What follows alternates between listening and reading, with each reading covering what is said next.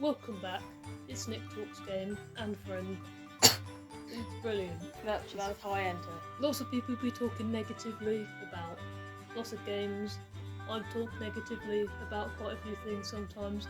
So I've decided to spread some positivity and talk about some of our favourite games.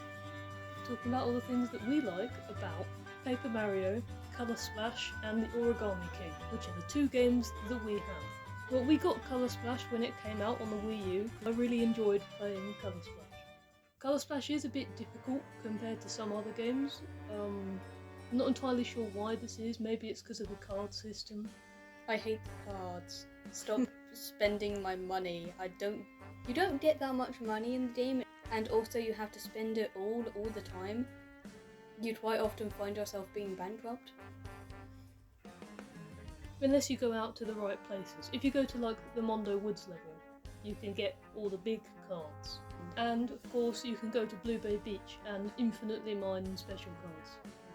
And infinitely mine that hidden bit with the coins where if you go back into a level and pull the lever again, you get more. But then another thing you can do with the cards, of course, is put them in the museum, which I like doing. The thing cards.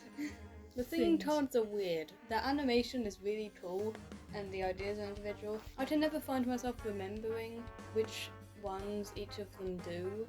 I don't remember what the piggy bank does. The piggy bank does like a break dance, and at the end it gives you money, I think. The salt and the pepper is pretty straightforward. The lemon is pretty straightforward.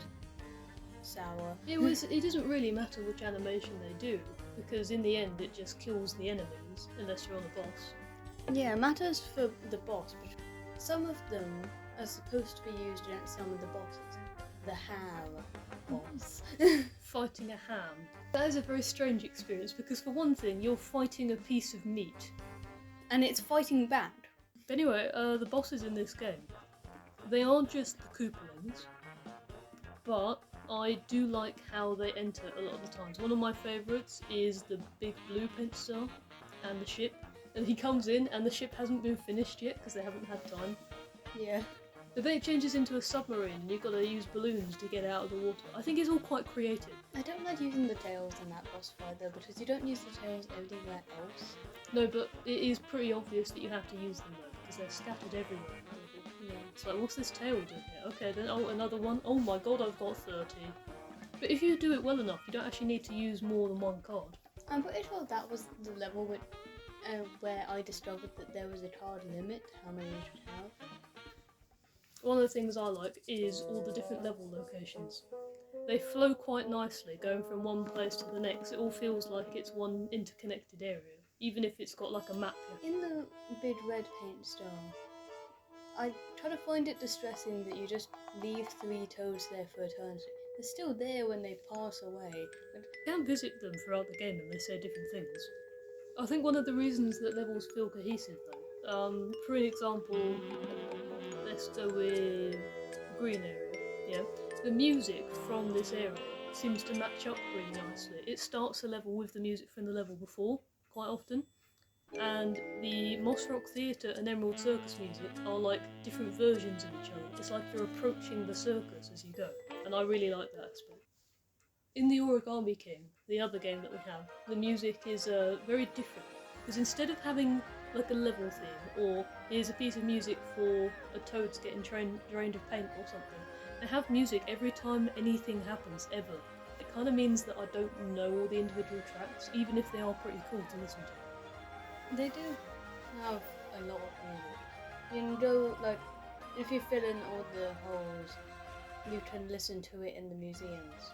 In the museum in both Colour Splash and Origami King, you can also see some of the concept art, which brings me on to the art style actually, because the concept art, looking at that, kind of helps me appreciate the art style in Colour Splash, make movement more fluid with the hammer. There were so many places in Colour Splash where the actual object was of a light colour, or it was white, or it was light grey.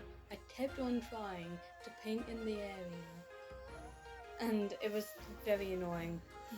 Let's talk about companions, because in Colour Splash you meet Huey quite early on in the game, and it's kind of like, He's a protector of the paint fountain. The relationship between Huey and Mario actually develops throughout the thing. It changes. There's foreshadowing in it. In the time where Huey tells you to look away when there's black paint all over the base. The Sunglow Ridge. Yeah. And then when you look back, it's all gone. But that's useful for the boss fight later, because Huey tells you that he can take in the black paint. And then in Origami King, Olivia's like Ollie's sister, but he folded her into existence, so he's kind of more her dad. Yeah, but they both, the Origami Craftsman and Ollie work together on that. It's odd. Anyway, she's just a happy little kid, and then bad things happen sometimes, but she's able to stay positive with the help of her friends, kind of thing. When you revisit areas like the Breezy Tunnel, and she talks to you about things, she's grown up, she's had character moments, it's quite nice. yeah. The whole story feels really interconnected in Origami King, and that's got something to do with the way they crafted the world. The levels, you walk right through the whole game, instead of going to a level map and back in. The one area where you find her when she's run off by, it has a really nice atmosphere. The little bit of sun coming up from the ceiling, the blue lighting on the singular bench. The lighting and art of the world in general in Origami King is just spectacular.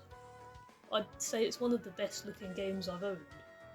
The water is really nice. They've really taken their everything is made out of paper idea to the highest it can be. Sometimes when you look at the edge of things, they have that little look like the edge of cardboard. Or the crease marks when you fold something. So in Origami King the bosses are stationary, and in any other game this would be stupid, but it's so ridiculous it works for Paper Mario, because you're a piece of paper fighting scissors, and you've got this one-shot kill move that you have to dodge.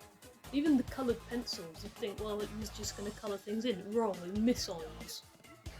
And they really put this into the gameplay as well, the mechanics of how you fight the boss. It's just really well put together. When you're going up the sea tower to fight Tape, which seems ridiculous, there's the little toads on the side and their little screams. It's quite good at building suspense, this game, even though you're fighting a piece of tape. It's really beautiful, the animation of the tape getting a tape dispensing tool, even though it's just a tape getting a tape dispensing tool. It looks beautiful. They really just immerse you in everything that happens in this game. The camera angles are so dynamic, things are moving around. You have to use the motion controls on the controller, which don't suck. Yeah, you'd think motion controls, they don't always work, but in this game it actually does feel powerful. I think the battle system in Origami King is a big improvement. You don't have to find your cards and waste everything every time you have a go. You can get new weapons and they take a while to get damaged. You can plan out what you're doing.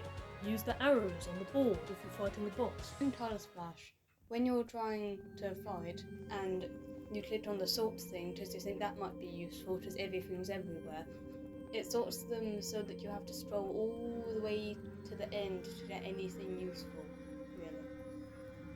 I don't know, I think I kind of learnt the way that they sorted all the cards in Colour Splash. Like, enemy cards are down the left, thing cards are down the right. Enemy cards are useless. In What do boss they do? battles, they're useless. They're usually like an extra thing. They can take the hit for you, and they can actually attack the other side. They just don't always do that. Yeah, most of the time they just run away. I'll just put them in my museum. I'm on my way to trying to complete Origami King, but it's definitely easier to 100% than it is to complete Colour Splash, in my opinion. What about the general, like, the story and how that progresses? Because in Colour Splash, it's like you go out to that paint star. The paint star brings you back to Port Prisma, and it goes, here's an event from the past, and you're like, I kind of guessed that already, to be honest. But in the Origami King, it is, I think, better. It's improved because you go fight these things in order to restore stuff, like get rid of streamers, but you also save areas and stuff. and there's the Velamentals, which there are 4 of. Plus, I love in both games going back to the map or hub world, and the music changes every time you completed a chapter of the game. So I also like how these games have little side missions, because in Colour Splash there's these little group of best friend toads, and then you can see them in Port Prisma, and they're trying to... I really enjoy both these games. I know it might just be that I haven't experienced the first Paper Mario games, but that's just not the kind of context I have. I really enjoy these games. I always like putting the songs from Colour Splash in my playlists. Anyway, we've been gushing about these games, but tell us what you think about any Paper Mario game. Do you agree with us about what we think about the games? Until next time, this has been Nick Talks and Friend.